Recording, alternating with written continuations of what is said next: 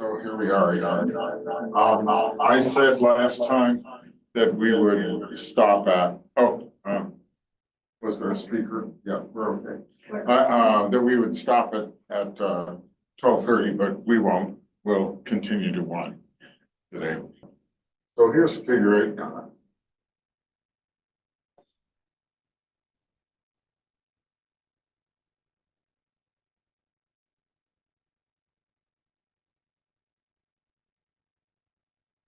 And we're talking about coloring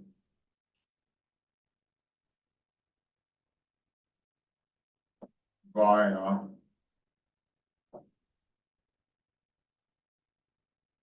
A, B, C.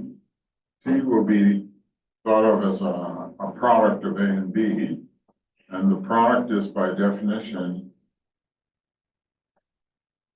2B minus A. Okay.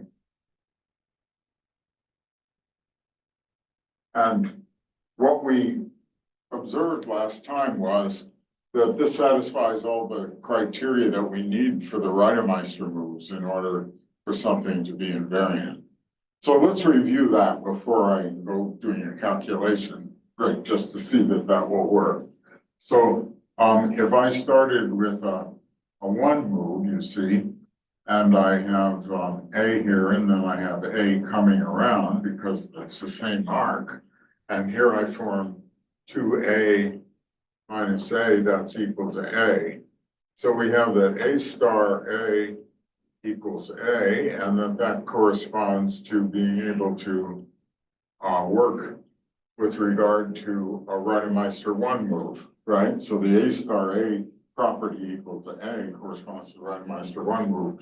Reidemeister 2 move, well, if you come underneath this with an A and this is a B, then this is going to be 2B minus A.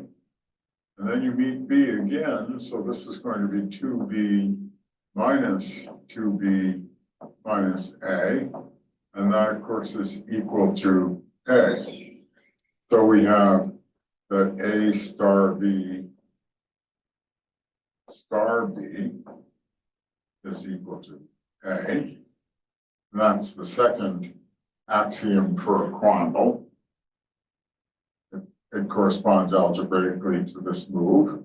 And if we were to do the move, then we would have a B here entirely, and we would have an A here entirely. So it's compatible with doing the move. If you did the move, you'd have A coming in, you'd have A coming out, you'd change that color right there.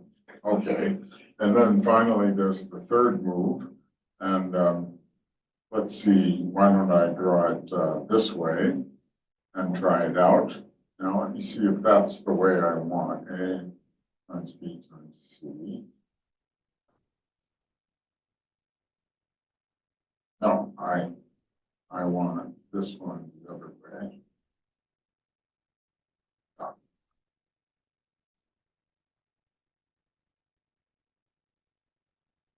And I'm looking at the before and after shots for this.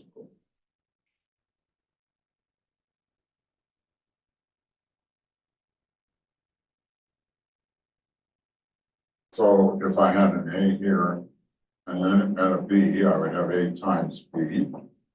And then if I had a C here, then I would have A times B times C. That's what would happen across the top. And here we have C times B. And here we just have B coming along down. I'm doing the abstraction part here. And then here we would have A coming in and B coming in and a C here as before. And B goes all the way down, just like it did before. And here I have A times C times B, right? C times B on that line. So this would be, oh, I did want it the other way. I'm just looking for the one that gives me the self-distributivity. Remember, when we were doing these before, it depends on which way you set up the third Reidemeister move, whether you get self-distributivity coming out of it or some other slightly different identity that's a consequence. So I wanted to do it in such a way that I could show you self-distributivity coming out. And so let's set it up that way. So then, yeah. So we'll have the C go this way, and then this is B times C.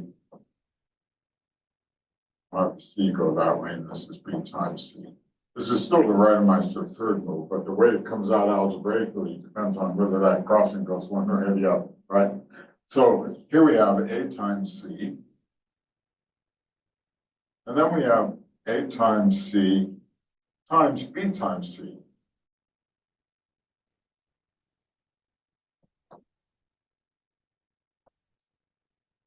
Okay, and here's C. And so everything is the same on both sides except for this. This should be equal to this. And so we want the self-distributivity as our third axiom for the algebraic system that we're talking about. So we're saying that we want an algebraic system, an algebra with one binary operation that has these three properties. A times A is A. And the third property, of course, is this self-distributivity. A times B times C should be equal to A times C times B times C. And now you want to see that my 2B minus A operation does satisfy this. So let's see if it does. So I'm going to take A times B. As it was pointed out to me, I can't hold on to the board and expect it to write for me for some reason. So this, what would this be? This would be 2C minus A times B, which is 2B minus A. Okay, fine. But then if I take A times C times B times C, then I'm going to get twice B times C, and B times C is 2C minus B. And then I'm subtracting from that 2C minus A, because that's what that one is. And that's 4C minus 2C, which is minus 2C. Oh, I'm sorry. 4C minus 2C is plus 2C. And then minus 2B and plus A. But you see, this is the same as this. They're the same. Okay, so that's the theory. The theory says if I can put down an algebra in relation to my knot that has this property, then I will be able to color it. But then if I actually try to color the knot, I run into another issue, and let's try it. So let's suppose we colored this with the number 0 and this one with the number 1. Then 2 times 1 minus 0 is 2, and that will carry along this arc, all along the arc, all the way over there. And then 2 times 2 is 4 minus 0, which is 4, and that carries along this arc.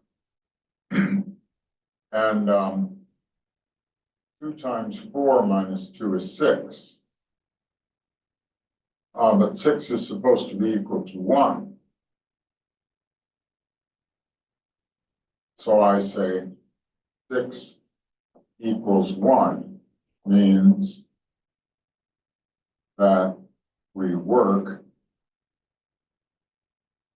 in the integers modulo 5, which is often written z mod 5z, and I write it z subscript 5. And that's clock arithmetic, right? I'm sure you're all familiar with it, but maybe I should say a word about it anyway, right? That z mod nz, z mod nz is equal to the set of equivalence classes 0, 1, 2, up through n minus 1, where k bar is equal to the equivalence class of k, and k is equivalent to L mod n, the equivalence class for this, if and only if k minus L is divisible by n. So, for example, if you were doing Z mod 3, then you would think of the integers and you start with, let's say, positive integers 0, 1, 2, but then when you get to 3, that's equivalent to 0, and 4 is equivalent to 1, and so on. 5 is equivalent to 2, and so on, and so on. And so all the integers just collapse to the set 0, 1, and 2. And people often think of this in terms of a clock, where 0 is at the top, and we have 1 and 2. So this is a very small clock based on 3 hours, and the hours could be 0 or 1 or 2. And if I took 2 and I added 3 to it, I get 5. And if I add 3 to it here, I go 1 and 2 and 3, and I come right back to 2, because it's a mod 3 clock. So this is the same as the arithmetic that you do mod 12 when you're working with a clock. Any question about that?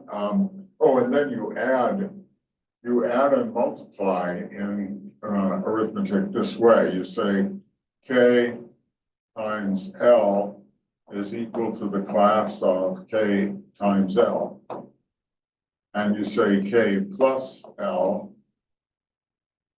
is equal to the class of k plus L. In other words, if you want to add numbers modulo 3, you just simply add them in the usual way and then throw away the multiple of 3 that you get. It's exactly the same as in mod 12. If I said to you, what time will it be in 13 hours? And the answer is 1:45, right? No, what time will it be in 12 hours? It'll be 1:45. What time will it be in 13 hours? It'd be 1:45, so on, right? Any question about the basic idea about modular arithmetic?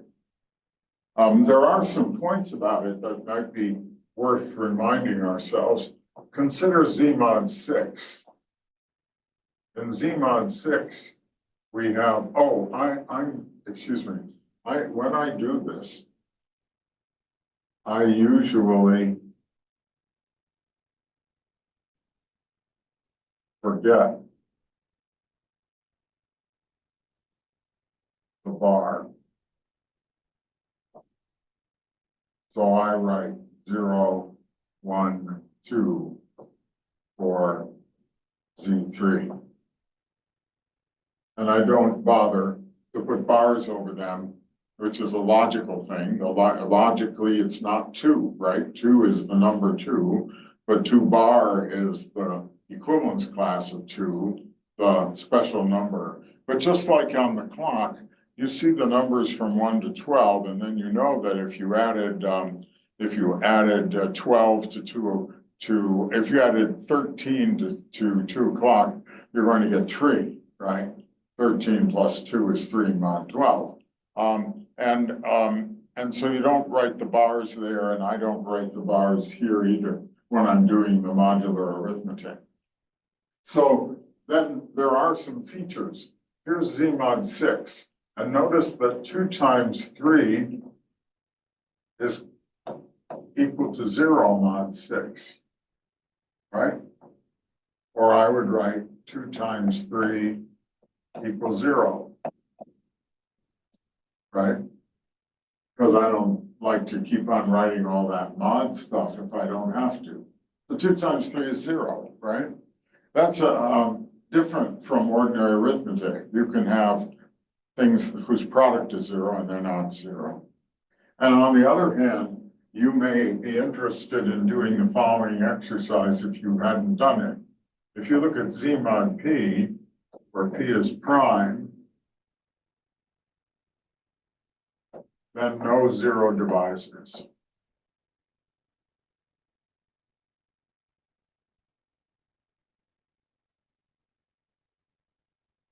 Okay, here, this says that 2 and 3 are zero divisors.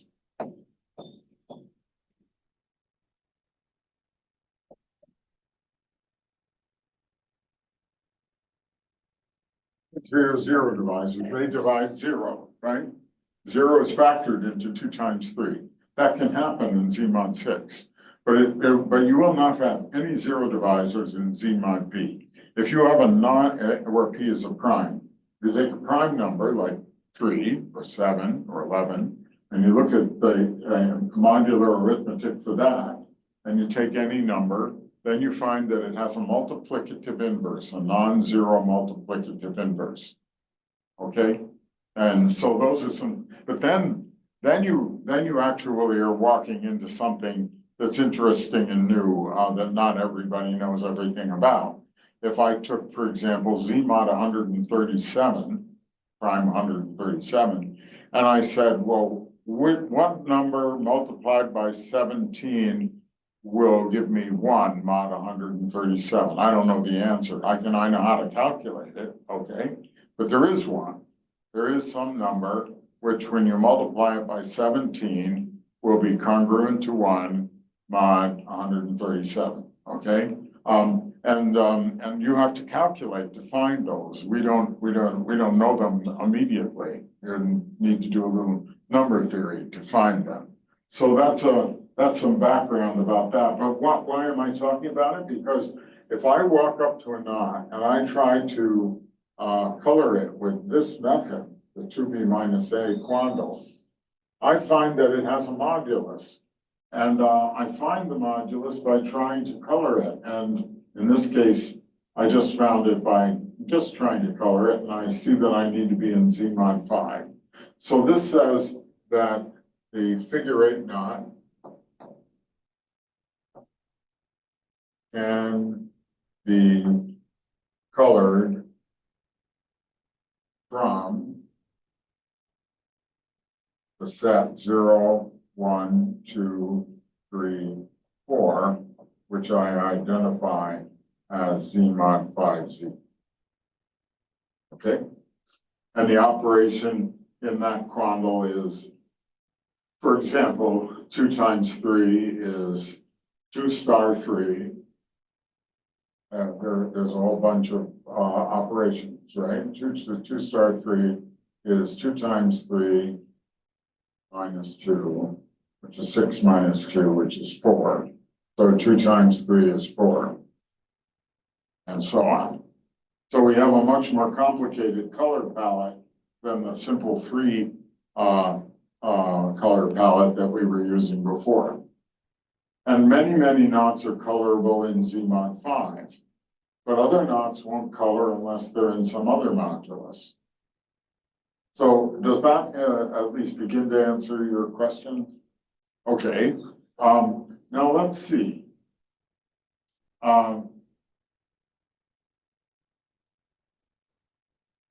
Let's continue talking about this for a little bit. If we go back to the trefoil knot and did the same exact exercise, then what will happen there? So we could try a 0 here and a 1 here. And then I have 2 times 1 minus 0 is 2. And 2 times 2 is 4 minus 1 is 3. And that tells me that I need Z3. 0, 1, 2. 3 colors. And let's see what the multiplication table looks like.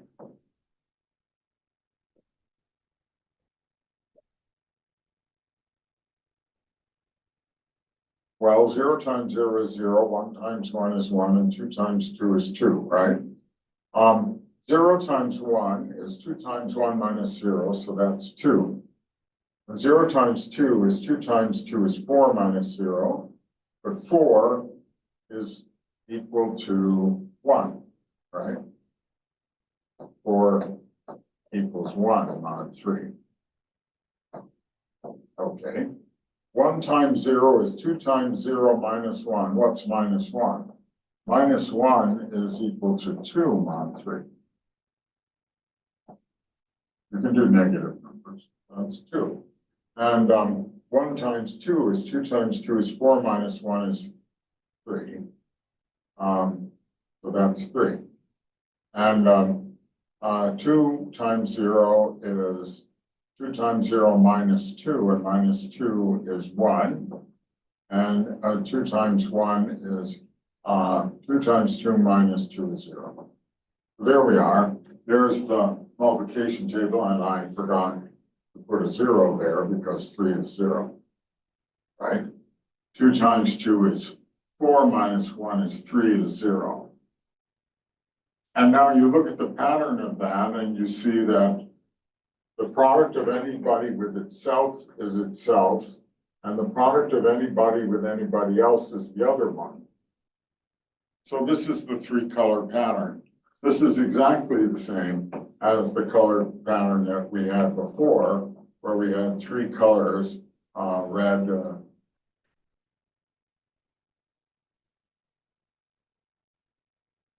we had red, blue, green, red, blue, green. Where a color times itself is equal to itself. A color times another color is equal to the third color. Blue times red is green. Blue times green is red. Green times red is blue. Green times blue is red, right? These are isomorphic.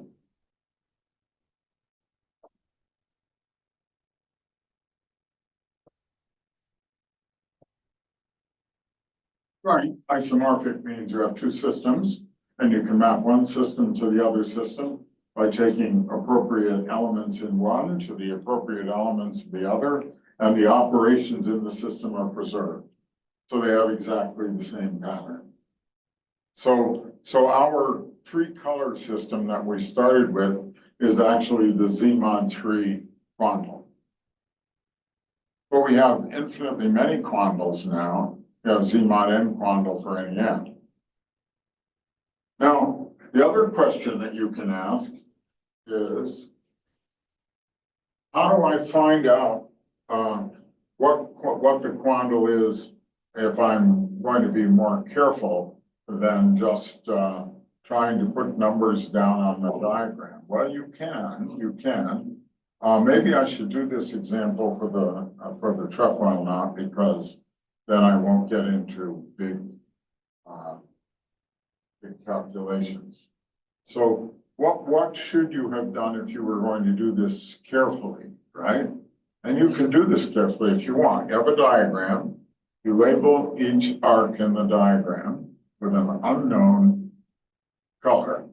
And we don't know what modulus this might turn into at the outset. And then you write down equations. One equation for each crossing.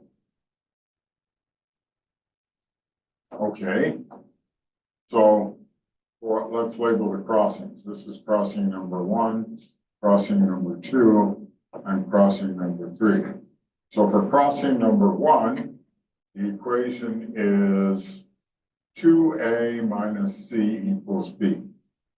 b equals 2a minus c. For crossing number 2, the equation is c equals 2b minus a.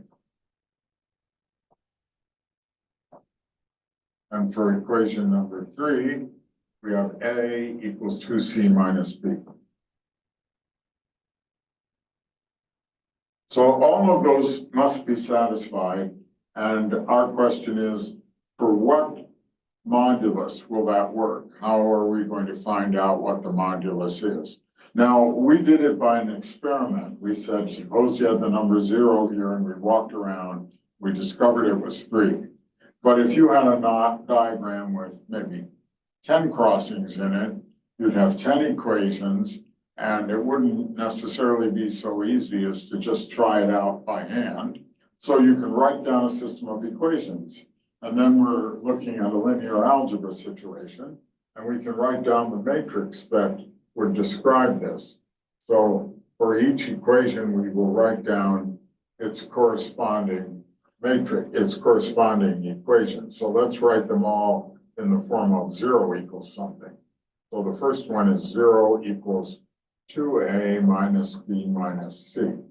And the next one is 0 equals minus a plus 2b minus c. And the third one is equal to minus a minus b plus 2c.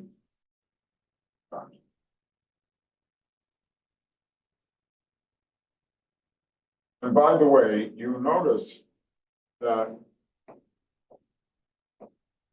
when I wrote it this way, that c is equal to 2b minus a, I could have written it all as 0 equals 2b minus a minus c. Or I could have said 2b is equal to a plus c. And this sometimes is a good way to think about it, right? That twice the value on this line is the sum of these two values on either side of the line. Often that's a good way to think about it. But I'm writing down the equations and I put them in this form and put them in the matrix the way one usually does. 2 minus 1 represents that equation. Minus 1, 2 minus 1 represents that equation. And minus 1, 2 represents that equation. And let's call this matrix N. And then our system of equations then becomes N applied to X, Y, Z is supposed to be congruent to 0, 0, 0, mod D, and what D will work. Because it might not well solve over the integers, but it might well solve over some modulus. And that's our question. And the X and the Y and the Z are the A and the B and the C. So I should have put, for the sake of the way we've been discussing this, A, B, C, right? So this is just the usual linear algebra way of thinking about a system of equations, right? And then I want to tell you something that makes life easier. We can assume that one of the lines is labeled 0. For example, A equals 0, like I did when I was doing my experiment. But we can do this in looking for solutions perfectly well. We can do that. I'm going to just tell you that, and you can think about it a little bit. For example, if you had a solution where one of these was 0, let me show you. Suppose that you had a solution where one of these is 0. And you just know that it's a solution, that's all you know. So you have that one 0, and this one is B, and this one is C. This is A equals 0, right?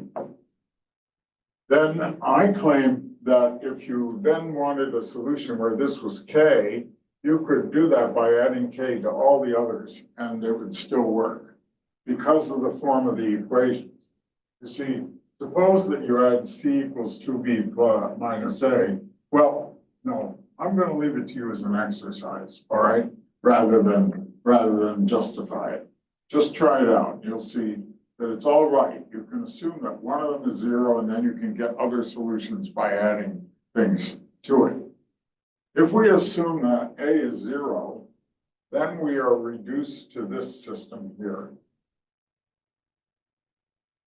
This is the matrix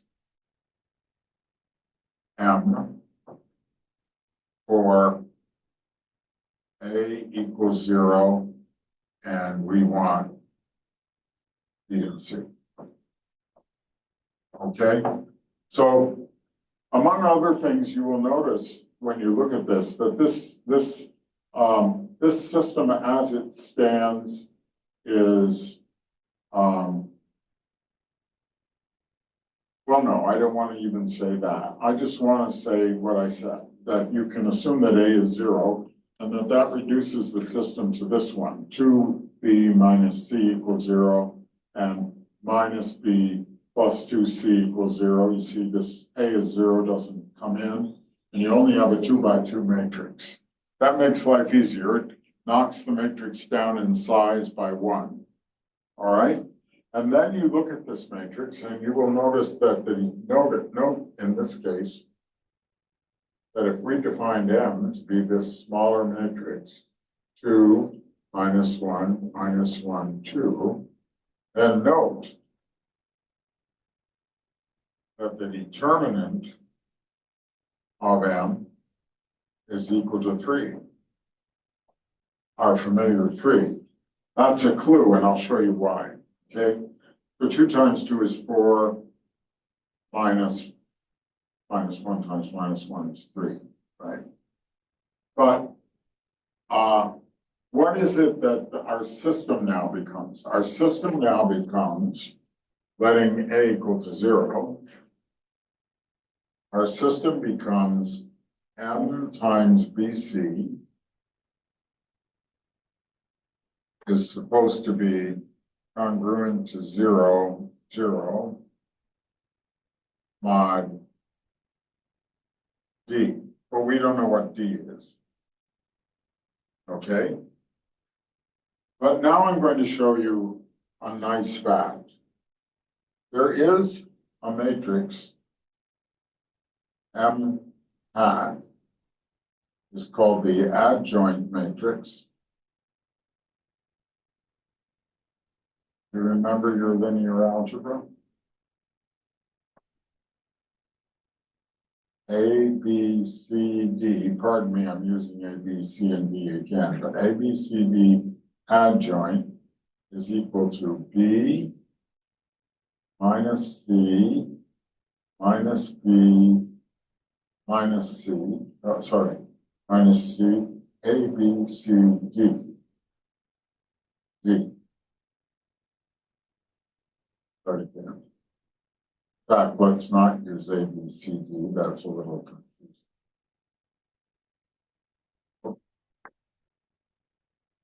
Let's use, I'm doing the hat of X, Y, Z, W, okay? And the adjoint of X, Y, Z, W is W, X, minus Z, and minus Y. There's a general definition, but just consider that for a moment. And now look at what happens when I multiply the matrix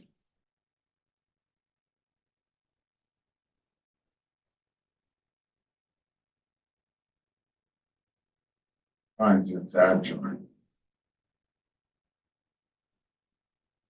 So that would be multiplying X, Y, Z, W, multiplied by W, X, minus Z, and minus Y. And what do I get when I do that multiplication? I'm looking for a better place to write it, so we're going to go way up there.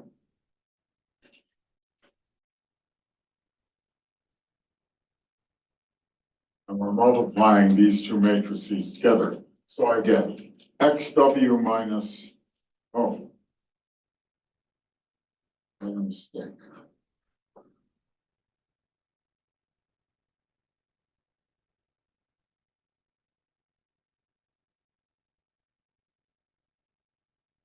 Yeah, I made a mistake, sorry.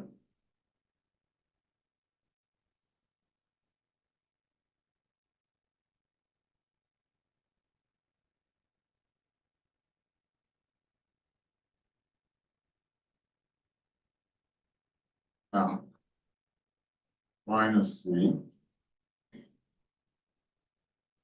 and minus Y.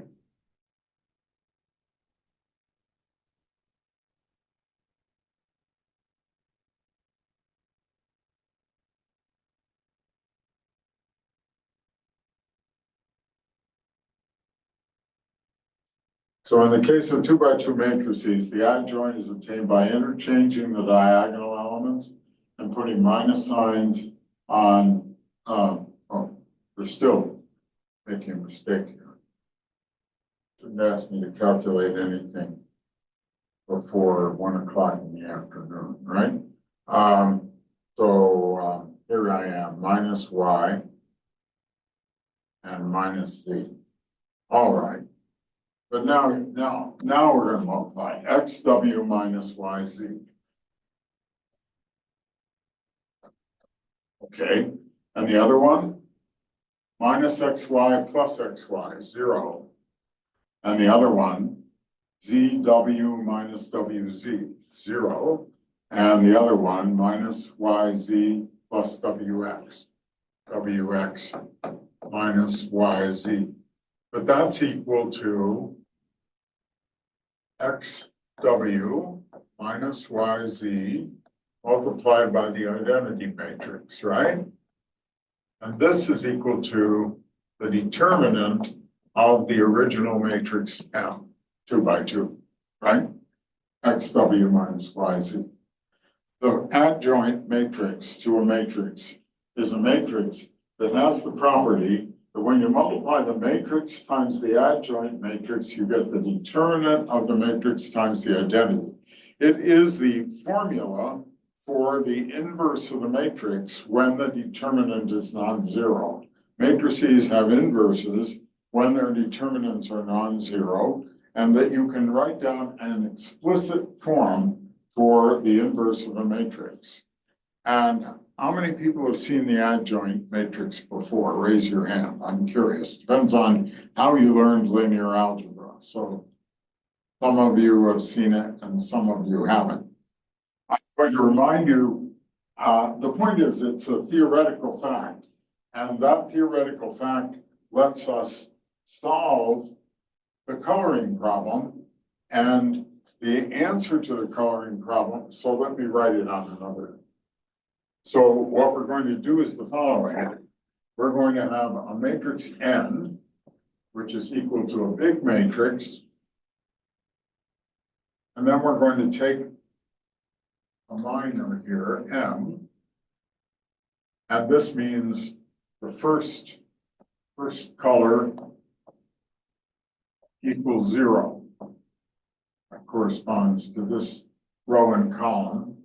And then we're going to look at M, it's a square matrix.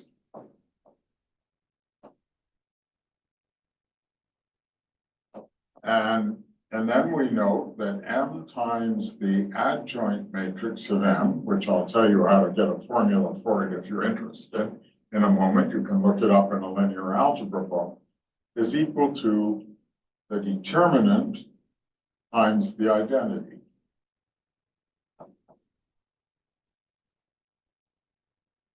Okay, where D is equal to the determinant of M. So this tells us we take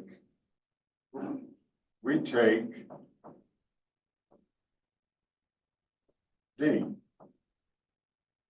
equal to the modulus. And then M times C equals 0 mod D for any column of the adjoint matrix. So the adjoint matrices columns are coloring solutions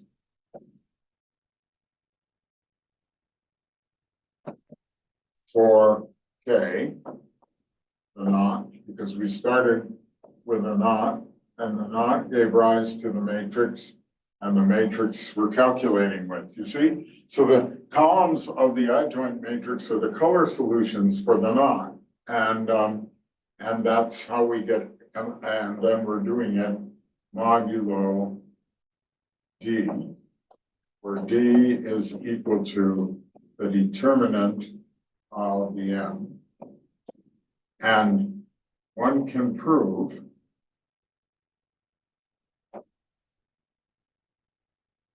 that all of this is invariant under our Reidemeister moves. I won't do it. You could think about it, or I could give you a reference, but in particular, D equal to the determinant of that matrix M. This is called the absolute value of it. I really don't care about it being negative or positive. It's called the determinant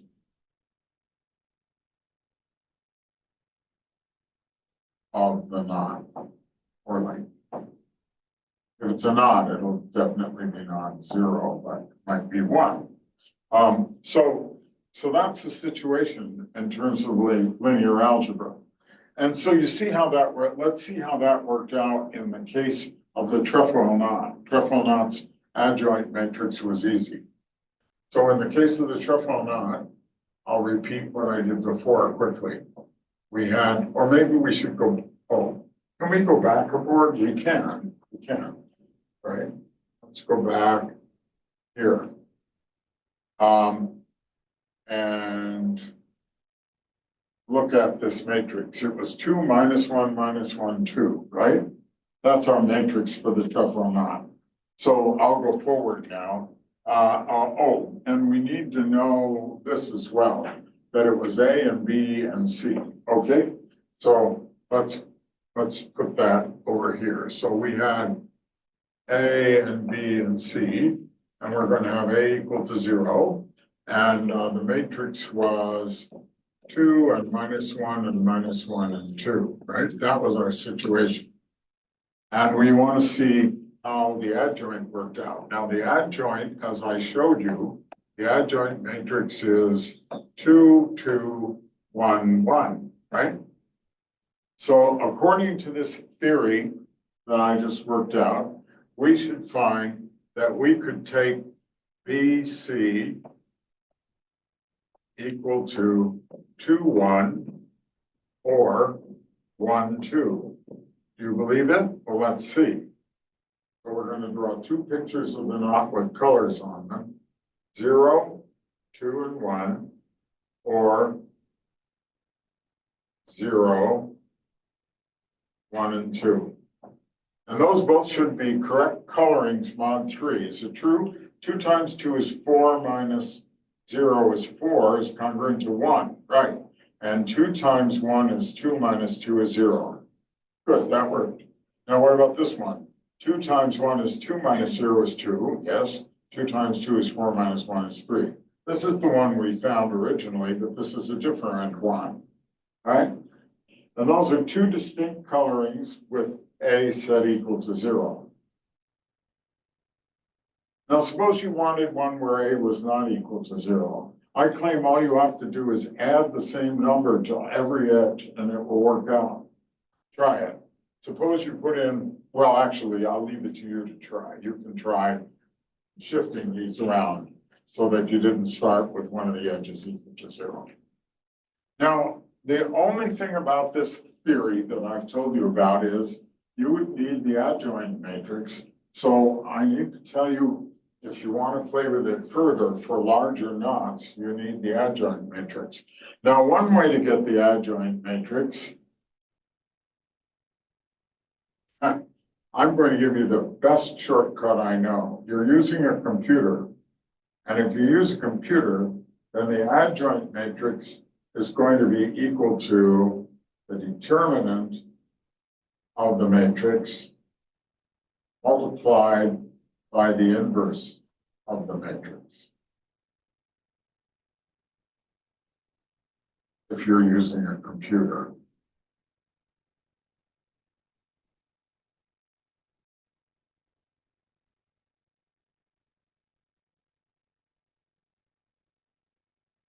And I'm serious because that may be the best way for you to do some examples of this. Do you have Mathematica or one of the other computer programs, Maple or one of the other ones that let you do a little linear algebra? Then you can find the adjoint matrix of your matrix, which will be a matrix of integers by the time you multiply through by the determinant. And you have already in the program the inverse, the one that calculates the inverse. And then you just have this matrix of integers here, and you look at the columns of it, and they will be the solutions to your coloring problem in the modulus, the determinant of n. So how many people have access to a computer program that can do linear algebra? Well, really, you all should. For not just for this course, but for any math you do, you should on your computer that you use, you should get hold of one of those programs that lets you do a little linear algebra. Because otherwise, of course, I'm not going to ask you to do complicated calculations, but if you wanted to try some things out on your own, it gets rapidly too messy to do linear algebra by hand. And in particular, finding adjoint matrices, there is a formula. I don't think I want to write it down. It's very simple. For the entry of the matrix, you knock out that row and column, and you take the determinant of the remaining part, that's called the minor, and you make a new matrix out of all those minors. But as soon as the matrix is larger than 2 by 2, you have to calculate a whole lot of little determinants and put it in, or bit determinants. So this is the best formula here. And the modulus turns out to be this determinant. Okay, so let's do another example without using the linear algebra. But I wanted to tell you the linear algebra because if you're interested in going into this kind of an invariant further, then it's very amusing to use a little linear algebra, particularly if you have a matrix assistant that keeps you from getting tired by the linear algebra. But let's go back to, let's just do another example. I had one, but one of the things that I'm going to put into our reference list is the knot table. So here's a table of knots. And we can choose a knot and then see if we can find its modulus. If the knots are small, you don't have to do the linear algebra. You can just go ahead and try coloring it directly and see what happens. So let's take, say, 7, 6 there, right? So make it easier for everyone to see.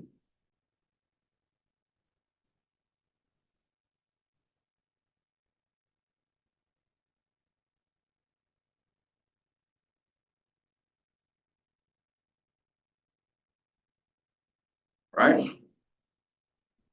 So here's 7, 6.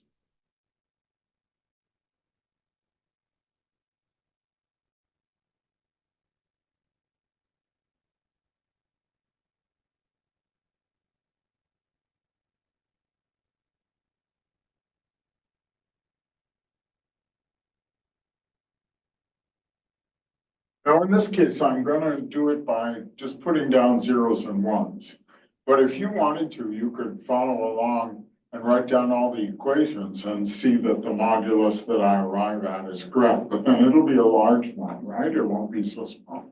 I'll put a 0 here and a 1 here, and I'll try propagating my coloring. 2 times 1, okay, the 2 is all the way over here.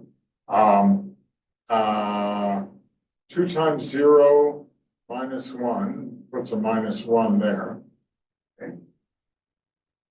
2 times 2 is 4, minus 1 is 5. You have to be careful. 2 times 5 is 10, minus 2 is 8. 2 times minus 1 is minus 2, minus 1 is minus 3. 2 times 8 is 16, minus 3 is 19.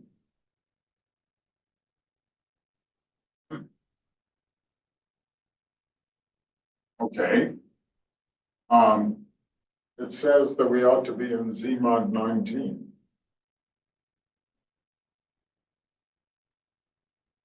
Now let's see, check something else. 2 times minus 3 minus 5 is equal to minus 11, right? And minus 11 is congruent to 8 mod 19. So probably we haven't made any arithmetic errors. It looks like everything is okay, right? And then we got some negative numbers, but we can replace them by positive numbers. Minus 1 is 18, and minus 3 is 16. And so we've managed to color 7, 6 in the modulus 19. And 19 is going to turn out to be the determinant of 7, 6, I'm quite sure. But to be really sure, you should write down the system of equations and take the determinant to find out if you really got it, because you might only get a factor of the determinant when you're playing this game. Also, when you play this game, it won't always propagate over the whole diagram.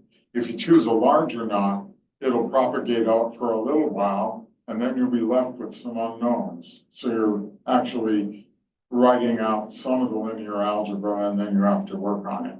But if you take a knot table, you can have quite a bit of fun finding out about the knots by just doing little arithmetic calculations like these to find out moduluses and colorings for some of them. So I recommend it as an exercise. Questions on this? I'm going to show you another aspect of this.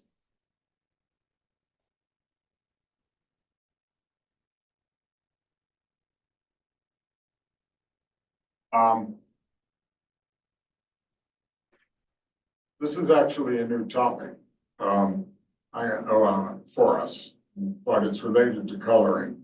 And that topic is tangles. So I'm going to talk about tangles, and then you'll see that there's some relationship with coloring, quite a lot of relationship with coloring. But before I do that, let's go back to that example that I was showing you before.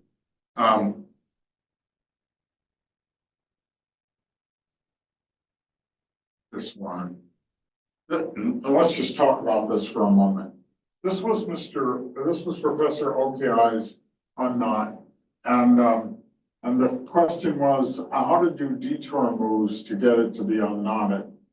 And so this is one solution to the problem, and you could try yourself doing something else. I'm taking this and I'm thinking of it as a detour that I could do. And what did I do? What I did was I took it across here. So that's not much of a detour. It's just a Reidemeister 3 move, but that's a detour, and I took it over there. So the red is now over here. And then that reveals this threefold green arc. And you'll notice that, now where did I end up putting the green arc? Well, this is the green arc. And what I did was I took the green arc and I pulled it over here. But when I pulled it over here, it's only going over one crossing instead of three. And so I really did manage to do a detour move that reduced the knot diagram to a smaller knot diagram. I couldn't do it at the first stage. I had to just do something, and then, which left the number of crossings the same. And then after that, I was able to reduce. So that is Professor Okiai's point, that when you're doing detour moves to try to unknot a knot, you may be forced into first doing some that don't reduce it, and then later you can reduce it. And you'll find that when you're using detour moves, you can reduce it. But you should be careful about that and see whether you could find examples that are hard to reduce. So that's a nice research problem to think about that. There's more to say about what you can do to reduce knot diagrams rather than make them more complicated, as we have to with Reidemeister moves. So that's that. Now I want to talk about tangles. And a tangle is somebody like this.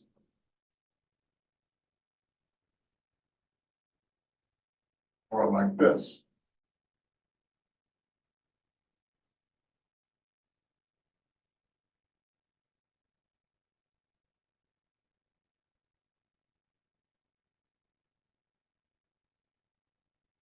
Or maybe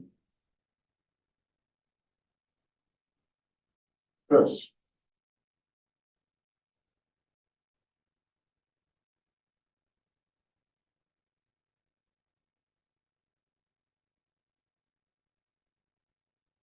So what I mean by tangle is a box with 4 strands.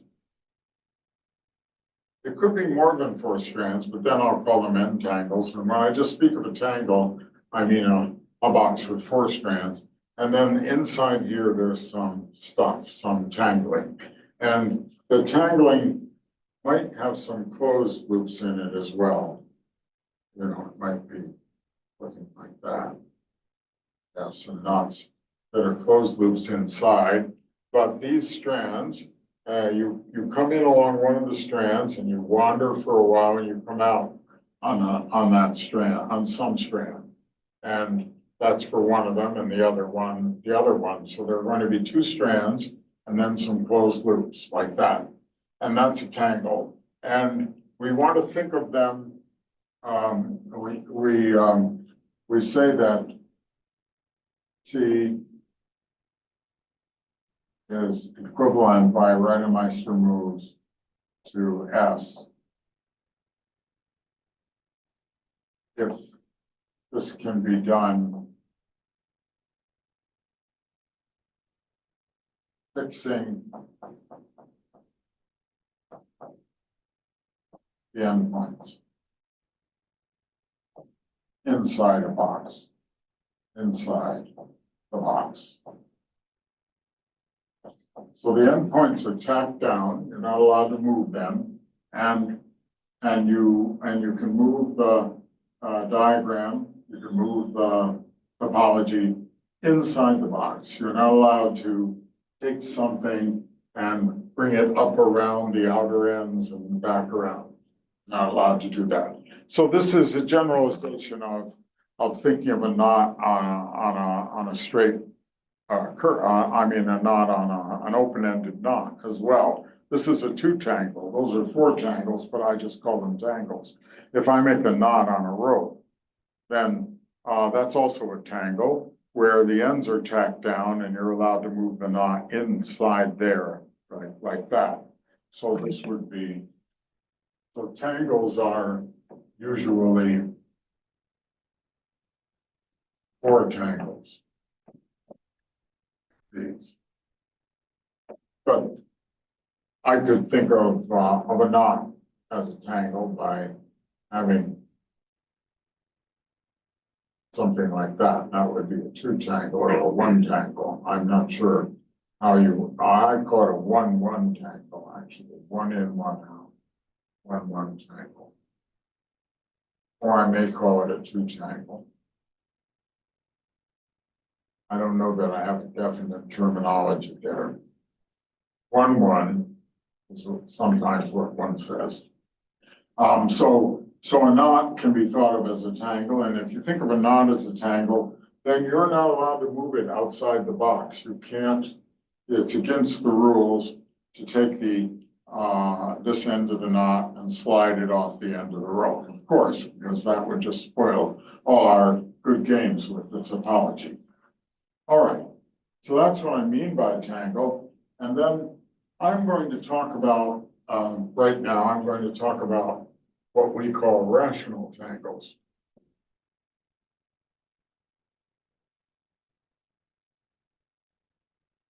And this is an example of a rational tangle. I'll tell you what I mean by it.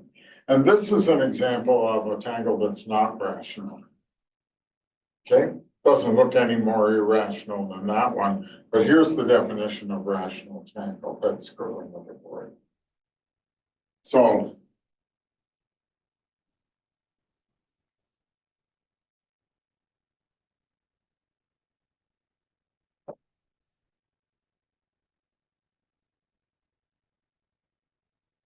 here's some rational tangles and their names. This one is called zero. This one is called one.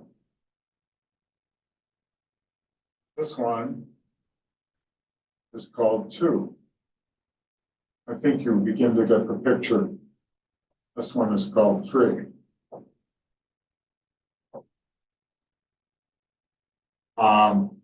Like Roman numerals, right? Zero in Roman numerals, if there was one. One, two, three, and so on. That's about as far as you can go extending Roman numerals in the usual way. You could add zero to Roman numerals. I suppose you could make negative numbers out of Roman numerals as well by putting a little decoration on the vertical line. But with knots, we have positive integers and we have negative integers where you take the reflection of the crossing, -1, -2,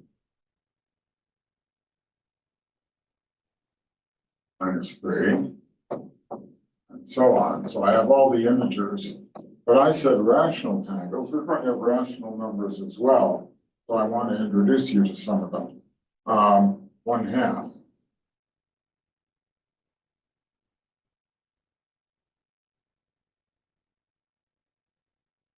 Third.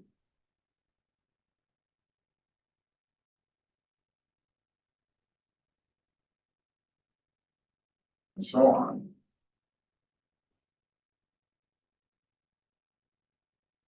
But I claim that I'm actually going to have a tangle that I can name for every rational number, okay?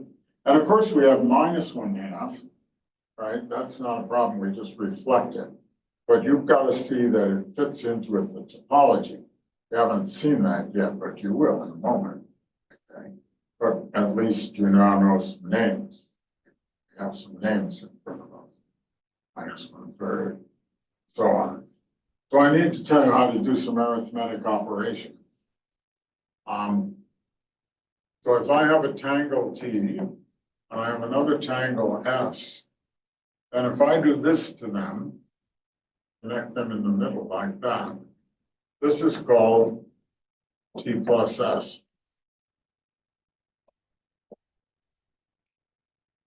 Right?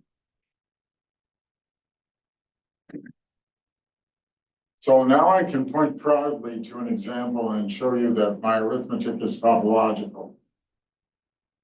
Let's look at 1 plus -1/2. So that's 1 plus -1/2. And then I twist, right? Add them up.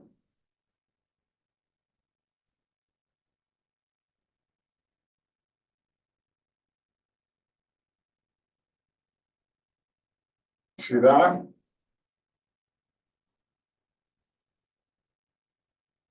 You keep the endpoints fixed and you're allowed to move things inside. But you see, you can twist that around, right? You can see that. You can take this little loop and you can push it up and the other one down. If you wanted to do it by Reidemeister moves or detour moves, detour move will do it nicely for you. There's a detour from here to here. And if you take that detour and put it up, then this is equivalent to, let's go up to the detour and draw that up and over and down, oh wait, up and over got me to the detour. And then this one, if I bring the detour up, it's going to go through here, right? So now, if I use the detour move, I can bring it up here, right? What I did was I took this fellow here, right? And I flipped him up by the detour move. And now I'll straighten him out a little bit.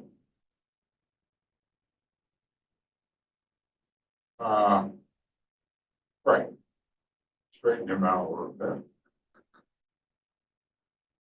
And I got 1/2. So I'm showing you topological arithmetic, aren't I? 1 plus minus 1/2 is equal to 1/2.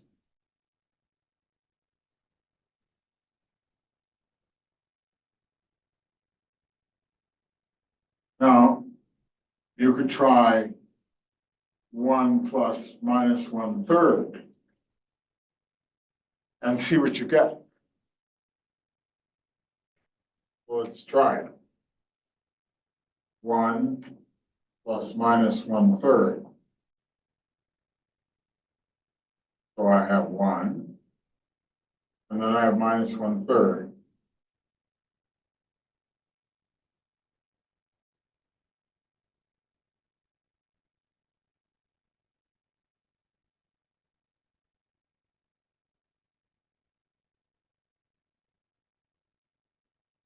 Now, again, this could be simplified a bit, right?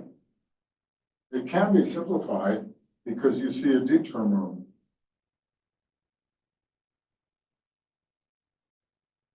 And if we take that detour move and bring it up, now remember, we can bring it up just as long as we don't take it over the ends. So let me make that as clear as possible.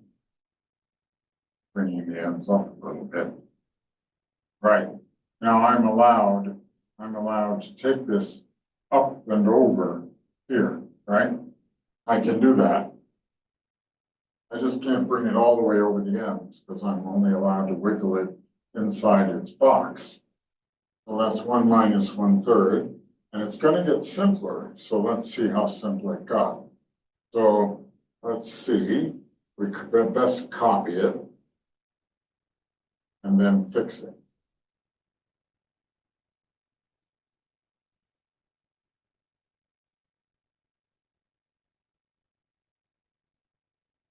So that's just a copy of 1 minus 1/3. That should be exactly the same as what I have. And then I'm gonna erase that. And draw it going across here and connecting down.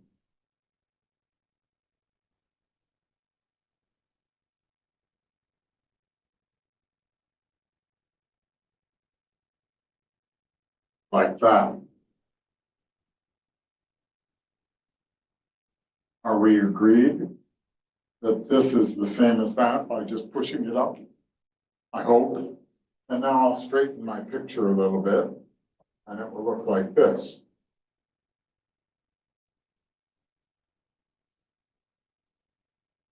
Now that's a funny beast. Isn't that a funny beast? That's supposed to be 2/3, but we're gonna have to do a little more work to understand that. Now, wait, I'm not sure I drew that picture correctly. No, that was going under and then over, so these two crossings weren't done well. It went under and then, oh,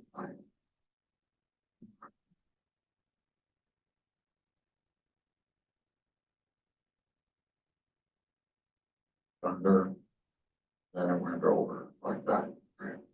Okay. So that's supposed to be 2/3.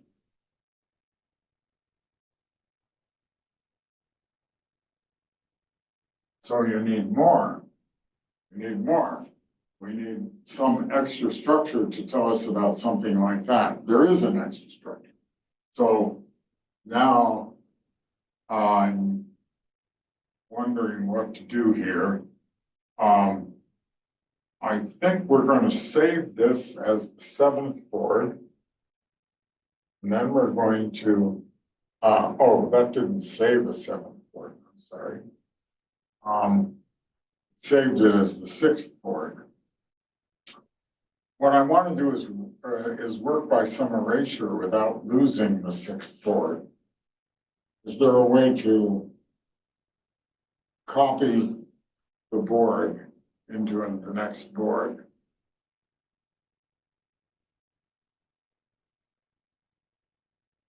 You want the whole board? Or I want the whole board as, I want the whole board copied into the next board, and then I'll start erasing the next board. Could I make board number 7 an exact copy of board number 6? Sure. Try and just. Oh, I see, yeah. Select it, then copy, then go to 7, and then do whatever magic puts it back. Then put it back. Oh, right.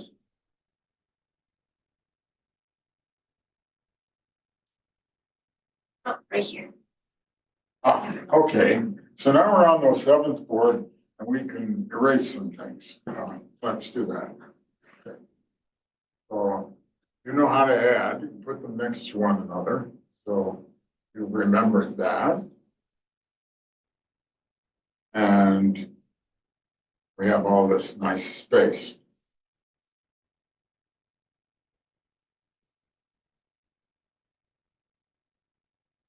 So now I get to show you another operation, and then you'll see how the arithmetic really begins to work. And then we'll have enough time to talk about how it's related to coloring.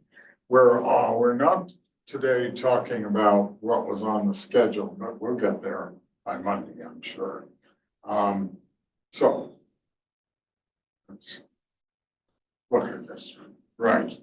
So you know how to add, and I'm going to show you another operation. If X is the number that corresponds to this triangle, then -1/x is the number that corresponds to this triangle, or you rotated it by 90 degrees.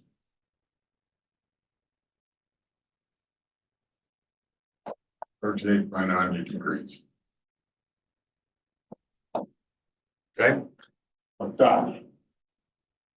Does that make sense? Let's look at our examples. 1, if you rotate by 90 degrees, it turns into that one. That's -1/1. 2, if you rotate by 90 degrees, turns into this one, right? You rotate that by 90 degrees, and this is going from lower left to upper right, lower left to upper right. -1/2. minus 1/2. If you take 3 and you rotate it by 90 degrees, you get minus 1/3. So in order to get 1 over something, you have to reflect it as well. So I would also have the formula 1/x is equal to, and this means reflect.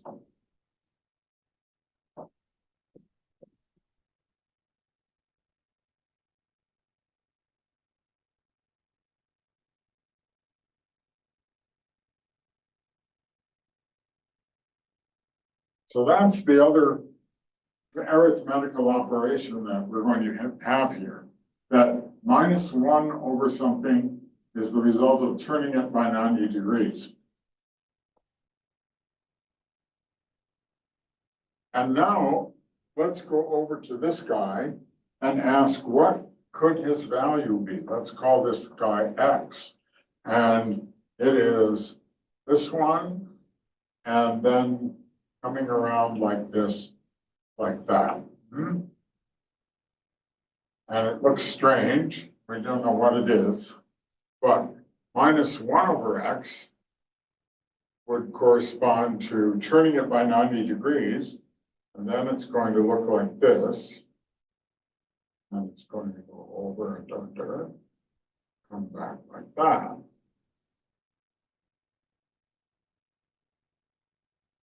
Did I do it correctly? I think so. And what do you see here? You see minus 1. And what do you see here? Let's straighten it out a little bit. What's that? That's minus 1/2. We must have reflected something. No, we're good, we're good. This is minus 1/2, right? So this says that minus 1/x is equal to minus 1 minus 1/2. Or in other words, 1/x is equal to 1 plus 1/2, which says 1/x is equal to 3/2, which says that x is equal to 2/3. And we expected 2/3, right? That's what we were after.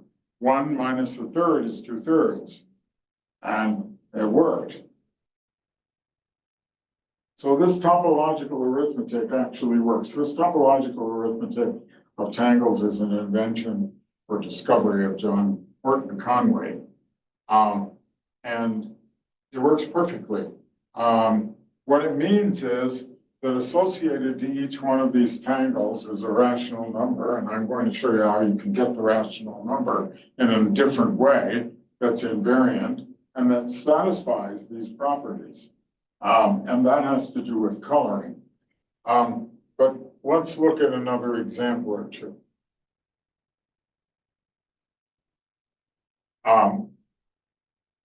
Suppose I said to you, what value would this be?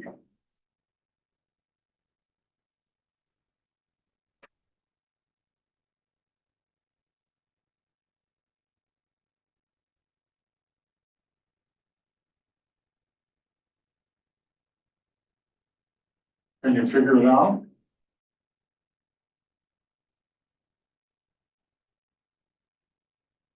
Try doing it by the same method that we had before, that we just used, right? We have, remember, we have two rules. We have the rule for adding tangles.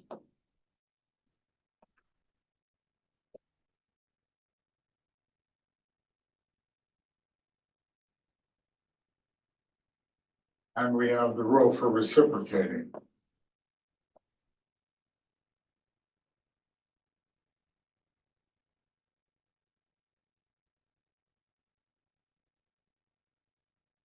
That's what we have.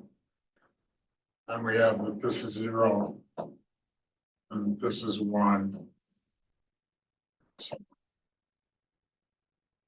Okay. So if I don't know what this is, looks strange to me.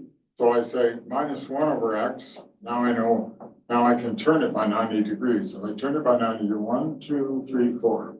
1, 2, 3, 4. And what do we have here? Uh,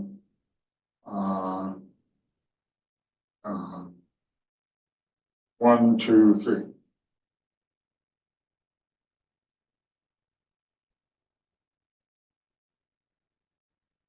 There. And this is back in a language that we're familiar with. This looks like it's in some foreign language, but this one, we understand this. This is minus 1/4, and this is minus 3. So this is equal to minus 1/4 minus 3. And that says that x is equal to 1 divided by 3 plus 1/4. Like that. Okay. And that's equal to 4 divided by 13. Good, we got it, right? Now, let's try another one. Let's do it another way. Suppose that I said to you, what tangle would be 7/3? Well, let's put this in continued fraction form. You know how to do that. You divide again. 3 goes into 7 twice, and you're left with 1/3. Oh, but now I know the answer, right? No problem at all. This is 2. And then I'm going to add 1/3.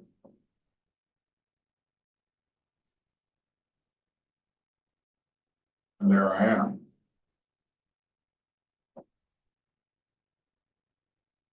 So that's 7/3. Try another one. How about 5/3? It goes into 5 twice. No, it doesn't. It goes into 5 once. And we get a remainder of 2/3. And now I'm making continued fraction. So I go 1 plus 1 divided by 3/2. Once I reciprocate, then I can divide again, and I get 1 plus 1 divided by 2 goes into 3 once, and 1/2. So now I have 1 and 1 and 1/2. And now I claim that that's going to be the following, and let's see if I'm right. 2 here, 1 here, and another 1 over there.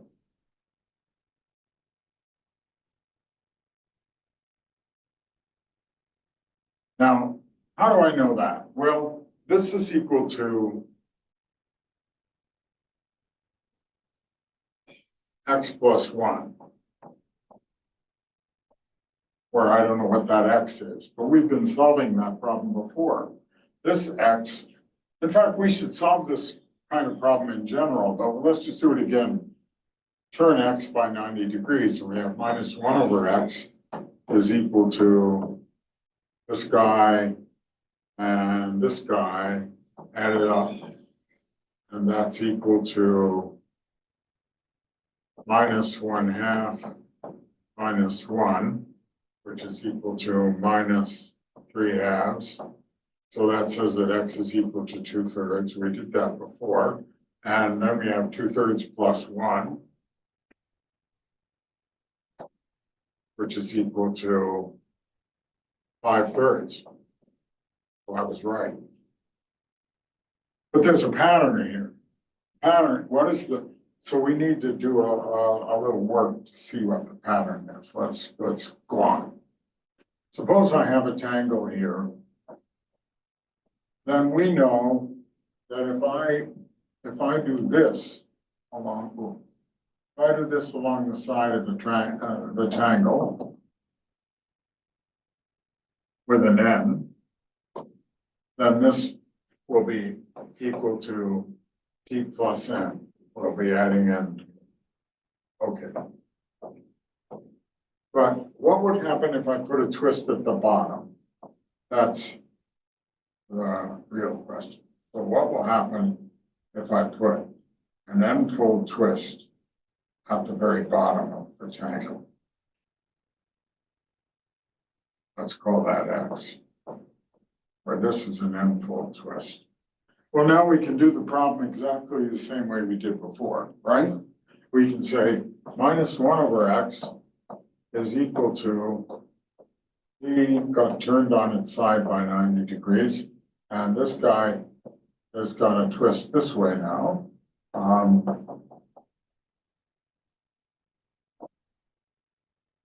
N of these, but this is minus n, right? That's minus n because of our convention about what's plus and what's minus. Of course, you have to remember that little convention, right? Maybe you want to remember this is plus 2 and that this is minus 2, right? You have to remember it. But then we have that minus 1 over x is equal to minus t minus n. So that says that x is equal to 1 divided by n. Oh, I made a mistake. Not a big mistake. Perfect. Oh. Okay.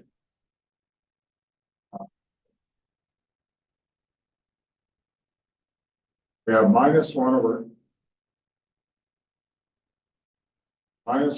x is equal to, what's this? This wasn't t, it was minus 1 over t.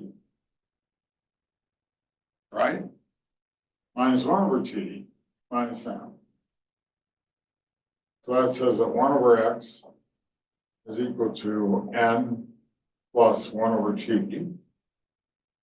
Says that x is equal to 1 divided by, that's a t, 1 divided by n plus 1 over t.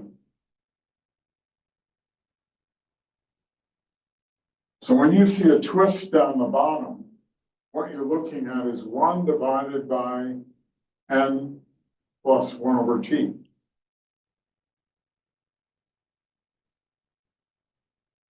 So, for example, if I have 3 here and 2 here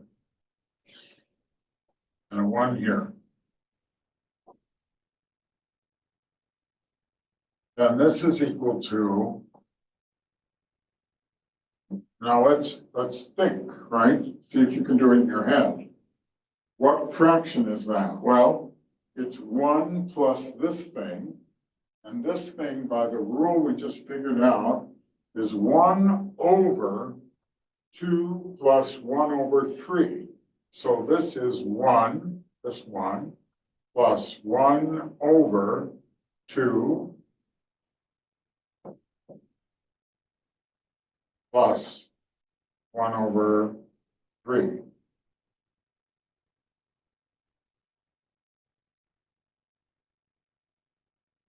And that's the fraction that it represents. And so the moral of this is that you can take any number at all. Let's figure out what fraction that was. So this is equal to 1 plus 3 over 7. Okay. And that's equal to 10 sevenths. So I might have started with 10 sevenths and said, well, what tangle is that going to be? So I divide 7 into 10 and I get 1 plus 3 sevenths, and then I write that as 1 divided by 7 thirds and work out that, and I get a continued fraction expression for my fraction. A continued fraction expression has a series of integers like this, and otherwise it's 1 plus 1 over something plus 1 over something, and it goes on for a while, and you can compute it that way. Then each of these becomes a certain amount of twist. So it's 1 plus, then what reciprocate means that you're going to be twisting on the bottom.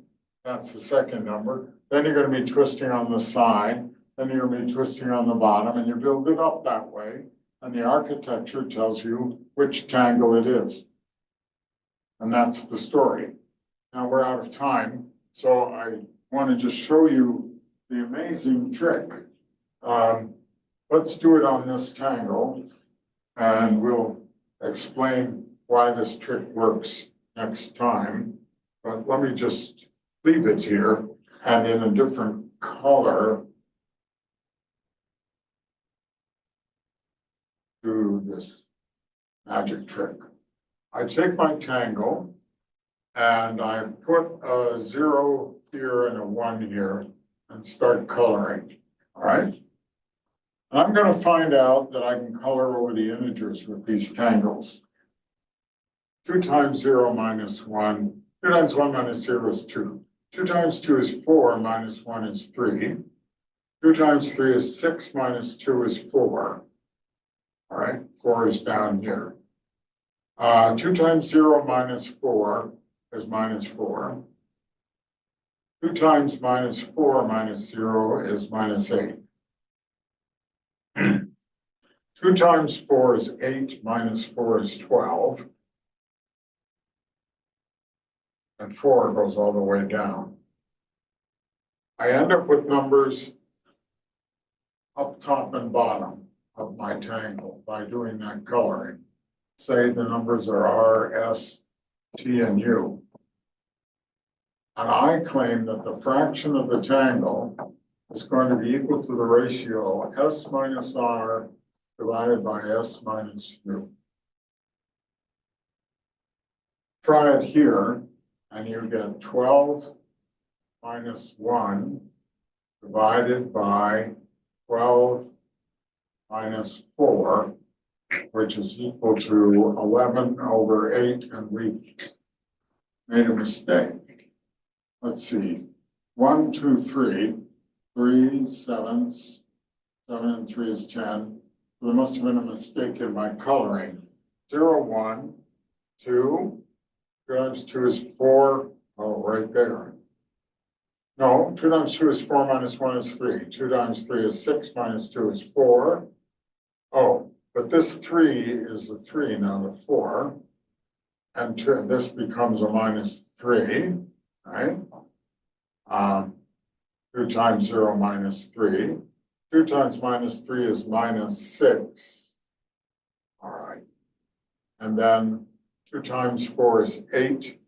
Minus 3 is 11. All right. So 11 minus 1 divided by 11 minus 4 is 10 divided by 7 as advertised. So there's a magic trick, but it's not magic, it's the topology. What I'm claiming is that if you take your tangle and you color it, starting with a 0 and a 1 here for normalization purposes, and then just color it, then you will find that if you take the difference between this and this divided by the difference between this and this, you will get a fraction, and that you can prove that that fraction is not changing when you move this around by Reidemeister rules. And that's because it's a quandle, because what we showed before, that coloring doesn't change much when you do Reidemeister rules. And you can prove that this tangle, this fraction, has all these properties that we've been talking about. If you put a twist on the side, it'll add n. If you reciprocate, it'll do what we showed. And so all of this has an actual basis in topological calculations. And that's the end or the beginning of the story about tangles. It's the end for today and the beginning for Monday. Okay.